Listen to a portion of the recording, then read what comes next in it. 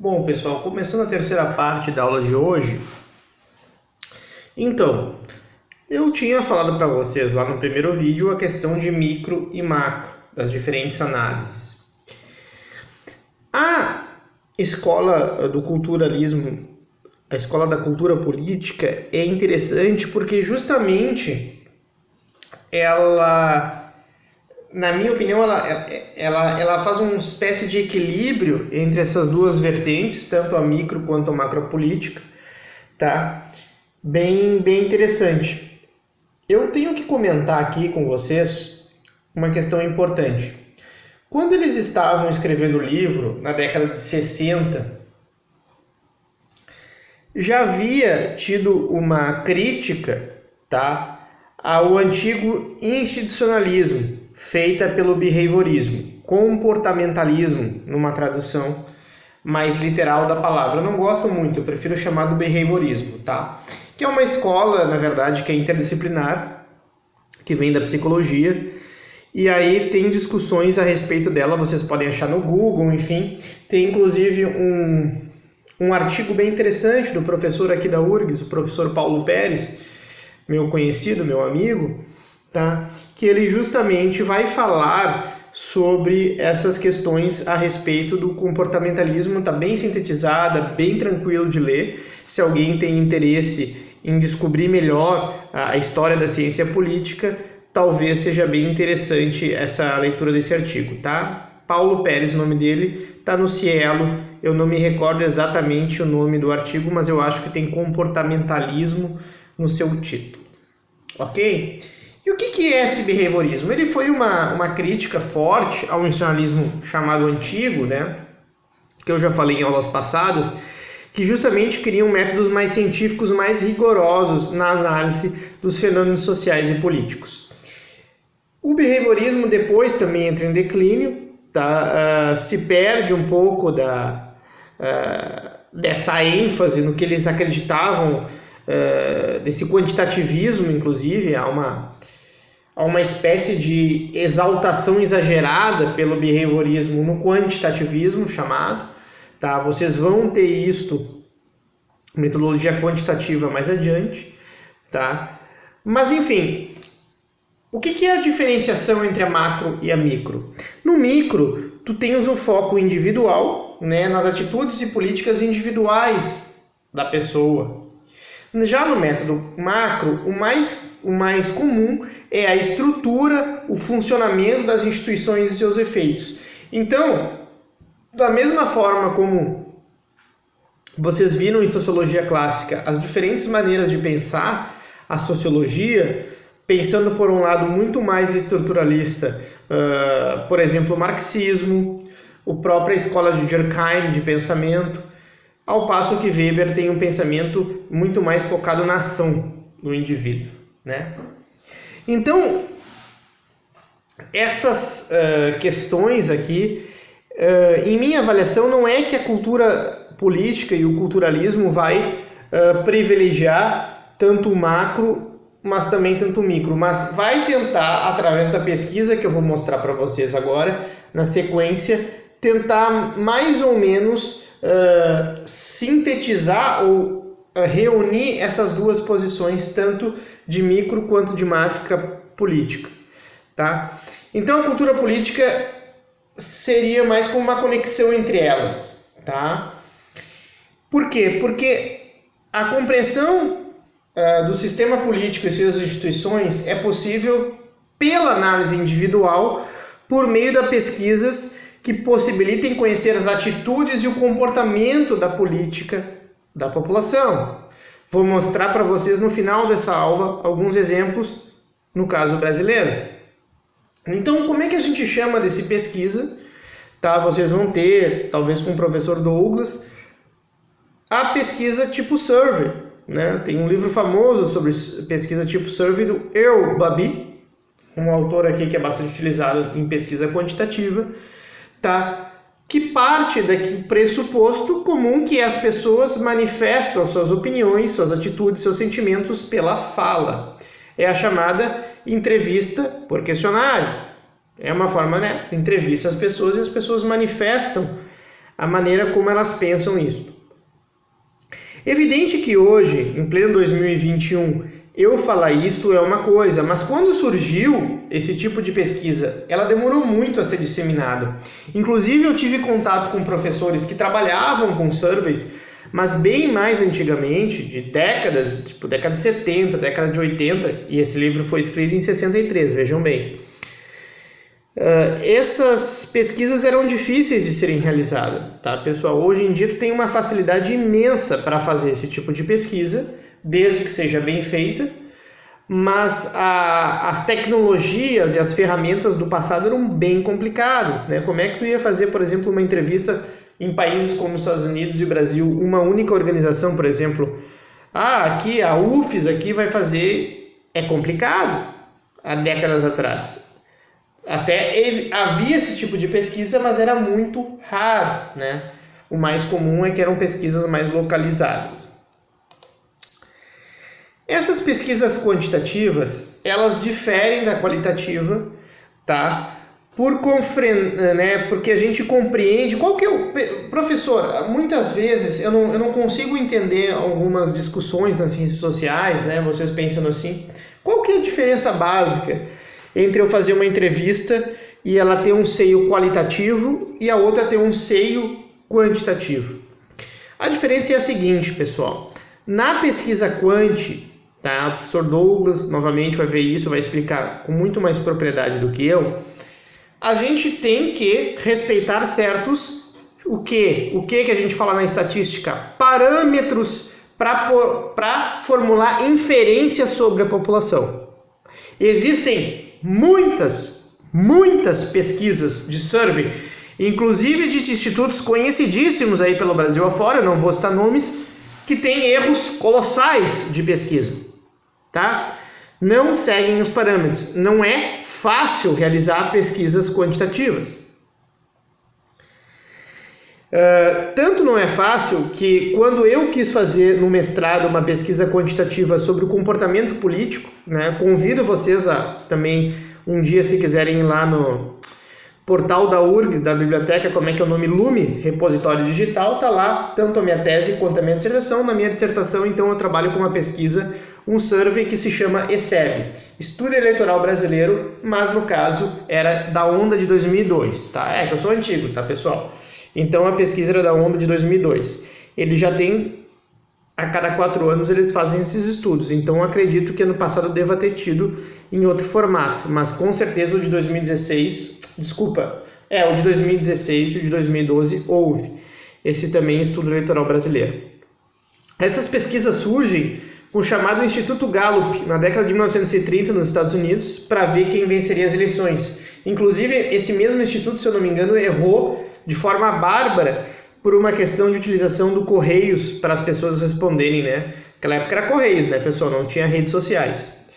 Então, no Brasil, vocês conhecem vários institutos que fazem essas pesquisas quantitativas e volta e meia surge aí, principalmente para dizer quem votaria para presidente, né? A popularidade presidencial, né? Os mais conhecidos são Ibope, Datafolha, Vox Populi.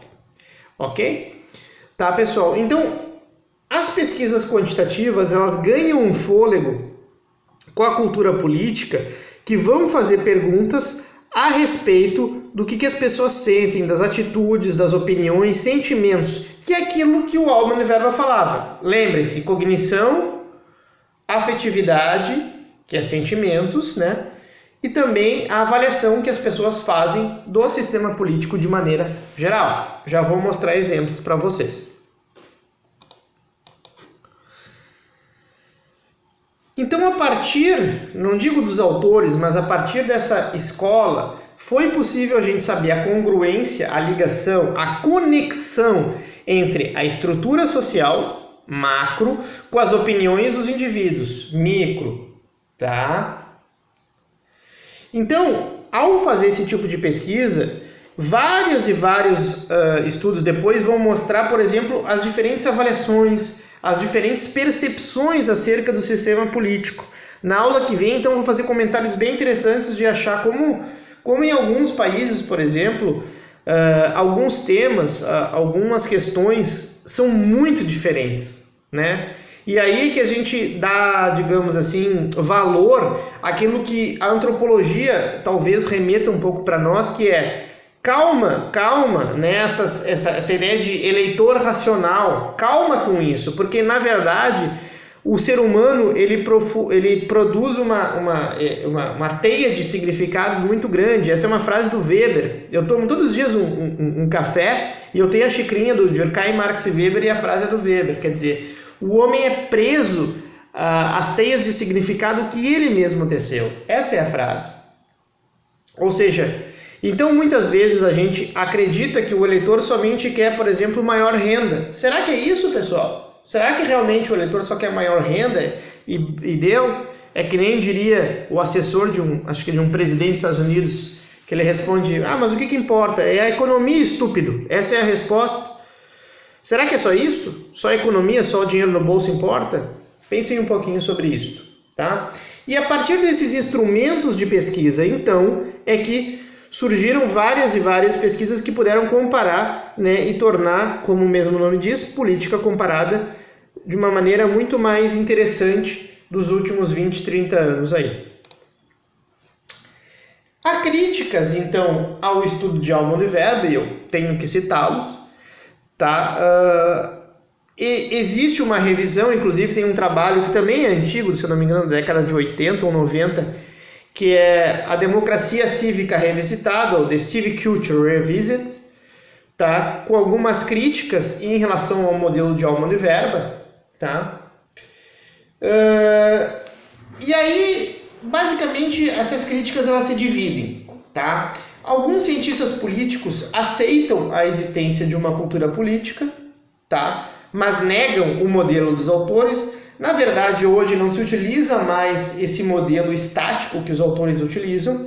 Por isso que é importante eu falar para vocês, né, esses autores, essa referência, mas eu não dou eles para vocês lerem, embora se vocês quiserem eu recomendo, evidentemente, para quem quiser se especializar em cultura política é necessário. Eu acho uma leitura tanto quanto, não digo atrasada, mas eu digo já ultrapassada, mas o modelo eu preciso explicar para vocês, né, para vocês compreenderem da onde vem então essa escola de pensamento. Outros autores vão dizer que eles vão negar a existência de uma cultura política. Eles vão dizer, não existe uma cultura política. Isso aí é bobagem. Existem racionalidades individuais, mas uma cultura, uma teia de significados que as pessoas dividam, isso não existe muito, tá? Ou mais, alguns vão dizer, existe uma cultura política, mas não existe uma cultura política que seja específica ou compatível com uma democracia. Eu, particularmente, enquanto cientista político, quando vinha algumas discussões, né, alguns seminários e congressos, eu dizia para as pessoas, olha, eu estou entre os institucionalistas e os culturalistas, porque eu não nego nenhuma escola nem outra, aponto críticas em ambas, tá? Mas particularmente, pessoal, é uma crença que eu levo, existem sim algumas culturas políticas que são importantes, tá? Para a gente compreender o processo democrático, sim, mas que às vezes talvez a ciência política não conseguiu refinar de um modelo totalmente isento de erros, né? Então, na minha opinião, existe sim uma cultura para que se possa chegarmos a uma democracia. Se não existisse esse tipo de cultura, essa criação, essa racionalidade humana, nós não conseguiríamos manter por muito tempo uma democracia, que é mais ou menos as perspectivas de Dow, quando ele fala isto em Poliarquia, em 73, ali em 72, ok? Só que uma das grandes críticas, e isso é verdadeiro, é que os autores eles se apegam muito a um tipo específico de cultura e também de democracia, que é o modelo inglês e norte-americano, tá? É evidente, pessoal, que isso aí é ruim, porque eles inferem que somente, né, somente aquele tipo de cultura ela é mais propícia à estabilidade democrática. Então, nesse sentido, eu acho que está correto as críticas aos autores a se apegarem tanto ao modelo inglês e norte-americano, ok? Outro problema que é a questão da causalidade, né? Desde que o Civic Culture foi lançado, tem um amplo debate, até hoje que a gente não consegue vencer na ciência política, o que vem antes, uma cultura favorável à democracia ou, inversamente, a democracia favorece uma cultura democrática? Vocês já tinham parado para pensar sobre isso? Isso é complicado, pessoal, porque alguns autores vão dizer que se a cultura política tivesse que vir antes para existir uma democracia, para que fosse nascer uma democracia, em verdade, talvez nunca houvesse democracia. Então, talvez o fato é que a democracia nasça sob determinadas condições, com algumas especificidades em cada país históricas, mas que aos poucos essa permanência da democracia, essa estabilidade democrática por um tempo, algumas décadas, diria, ela faz com que introjete questões democráticas nas pessoas. Então, os autores vão dizer, talvez alguns autores como o meu ex-orientador, o professor Marenco, né, talvez não haja uma necessidade de existência, então, de uma cultura para que seja criada uma democracia em um determinado país. Atualmente, explicar a variável da democratização exclusivamente pela questão da cultura política é, na minha avaliação, quase, não digo impossível, mas quase impossível. Só que muitos desses autores chamados culturalistas afirmam que uma cultura política democrática facilita a performance do governo e até mesmo da qualidade da democracia, que é algo que a gente vai começar a ver a partir da próxima aula mais especificamente. Eu acho que eu passei alguma coisa. Autores, por exemplo, como Adrian Dvorsky, eles negam que a cultura seja um bom preditor, ou seja, que explique as condições de emergência e consolidação de uma democracia. Existem textos sobre ele, sobre isso vocês podem achar no Google, para quem quiser se aprofundar. Esses autores, geralmente, como eu falei nas aulas passadas, eles vão enfatizar variáveis socioeconômicas, como Lipset, a questão da teoria da modernização, ou variáveis institucionais, E aqui eu citaria principalmente Lippert, mas existe uma autora também que trabalha com esta possibilidade, que é a Pippa Norris, né? Quem quiser saber sobre essa questão de o que explica a democracia, tem inclusive uma resenha minha que eu fiz do livro da Pippa Norris, se eu não me engano, em 2008, 2009, quando eu era ainda mestrando ali no PPG, e muitos, inclusive, membros ali do PPG da Ciência Política da URGS leram. Na internet, é só procurar o meu nome e a resenha da Democracy da Pippa Norris, ok? É quase impossível, pessoal, atribuir um autor que insista na necessidade de uma determinada cultura, né? Tem que ser essa cultura para que haja democracia, Afinal, o alargamento da democracia, né? Aquela coisa que eu mostrei para vocês nas aulas passadas de surgir em vários países diferentes, com várias culturas diferentes, mostra que talvez realmente não exista uma cultura específica para que haja democracia. Isso não significa que as pessoas não tenham que ter um grau de tolerância em relação à democracia. Uma coisa que eu digo, pessoal, pesquisando todos esses anos democracia e sendo um pesquisador de política comparada, é que a democracia ela pode surgir em vários momentos históricos, como o Dow nos diz, só que a sua permanência é outra coisa.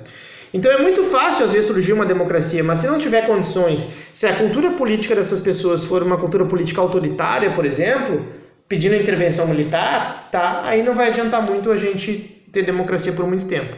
Então, as pessoas, os democratas do país, têm que combater, de certa forma, esse tipo de cultura e de discurso que autoritarismo é melhor que democracia, porque isto realmente, maior ou menor hora, pode degenerar em regime autoritário, ok?